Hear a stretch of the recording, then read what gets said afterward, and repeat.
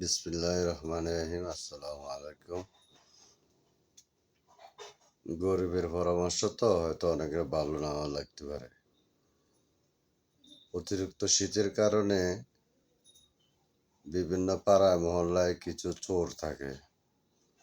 দোস্ত, আপনারা একবারে নাক কান মুখ বন্ধ করি কম্বলের তলে ঢুকে থাকলে হইতো না। তো কানটা অন্তত সজাগ রাখবেন, চতুর্দিকে নজরদারি রাখবেন, কারণ এক ক্যাটাগরির হিরোইন সুটটারা সুযোগ সন্ধানের অপেক্ষায় আছে, বুঝছেন? তো অতএব খালি কম্বল গায়ে দি, তিনটা চারটা গায়ে দি শুয়ে থাকলে হইতো না। চোখ কান খোলা রাখবেন।